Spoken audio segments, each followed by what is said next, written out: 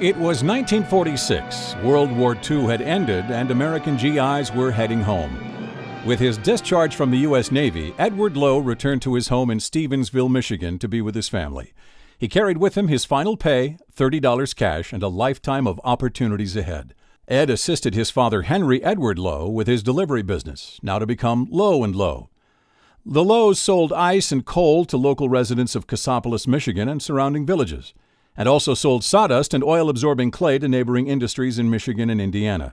Lowe & Lowe began distributing Fuller's Earth clay under the name of dry spot absorbent.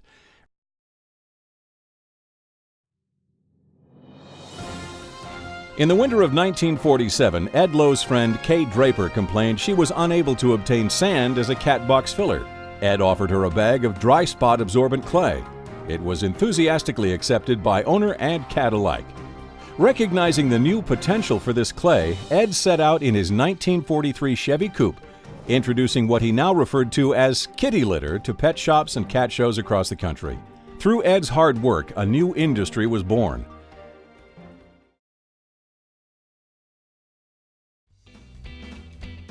To meet consumer demand, in 1951, Ed set out across America, selling kitty litter to pet shops. He traveled from Milwaukee to St. Paul, Denver to Los Angeles, and New Orleans to New York.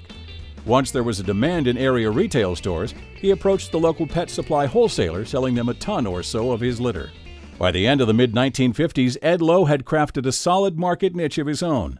Absorbent clay was now widely accepted as cat box filler. In 1955, Lowe's Incorporated developed a second litter box absorbent, Tidy Cat.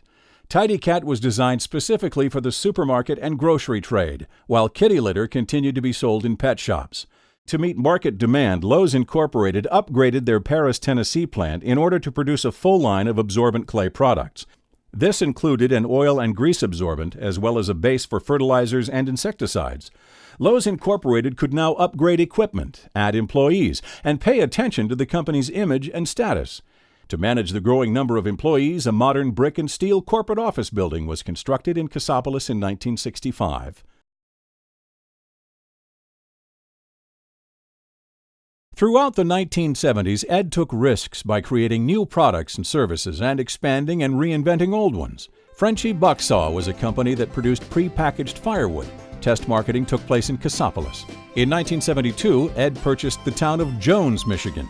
The corporation Jones is Back was formed for the purpose of developing the town into a tourist attraction.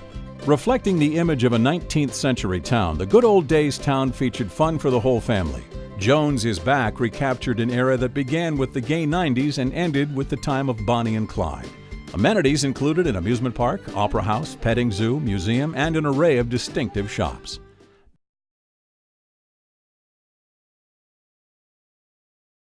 Ed Lowe understood that the key to development would be in controlling future markets. According to Ed, we aim to stay number one in a number two business. So, doing their homework, in 1984, Lowe's Incorporated opened the All-American Cattery, a research and development facility. By 1983, Tidy Cat 3 was the largest-selling cat box filler in America's grocery stores and supermarkets, with 39% of the market share. Crafting businesses that reflect his own personal interests, Ed initiated a horse program at Big Rock Valley Farm in 1980. The program focused on breeding a line of pure black quarter horses.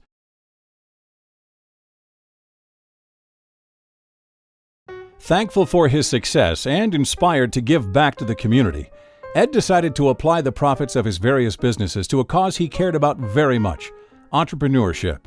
In 1985, the Edward Lowe Foundation was established on 3,000 acres north of Cassopolis, Michigan, to champion the entrepreneurial spirit by providing information, recognition, and educational experiences for entrepreneurs. Today, the foundation embraces the concept of economic gardening, a unique and proven economic development strategy based on the fundamental concept that entrepreneurs drive economies. Economic gardening helps to drive the creation and growth of local businesses by providing a supportive and enriched environment where these businesses not only grow, but also thrive. The foundation supports entrepreneurship by focusing on second-stage entrepreneurs and the belief that they are vital to the United States economy. There are two major goals used to pursue this focus and fulfill the mission. The first is to help second-stage business owners take their companies to the next level through peer learning in CEO roundtables and leader retreats. The second is to encourage wider understanding of the vital role second-stage companies play in the U.S. economy. To achieve this goal, the Foundation offers recognition programs that celebrate second-stage companies and supports research that documents and highlights their value. With a strong focus on public-private partnerships, the Foundation serves second-stage business owners by working through a variety of entrepreneur support organizations and state and local government agencies. Throughout his life, Ed Lowe continued to champion innovation and new ideas. He also owned numerous patents and trademarks. From the mid-1980s until his death in 1995, Ed Lowe received international and national recognition for his success as an entrepreneur and for his support of entrepreneurship through the Edward Lowe Foundation. In 1993, the Edward Lowe Foundation sponsored and facilitated conferences in 6 Midwestern cities where participants commented on the broad social, economic, political, and government issues concerning America's entrepreneurs. A year later, Edward Lowe was recognized and received by President Clinton for his role in creating the Edward Lowe Foundation and holding the free enterprise briefings for the 1995 White House Conference on Small Business. The profile of Edward Lowe is characterized by a desire to break out of the pack, to be his own boss, and crafting businesses that were tailored to his own interests and skills.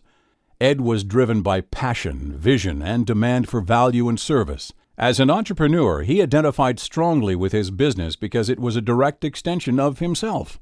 Humbled by his success and never forgetting his journey, Edward Lowe established the Edward Lowe Foundation to champion the entrepreneurial spirit and support the free enterprise system so that all entrepreneurs would have the opportunity to pursue and realize their dreams.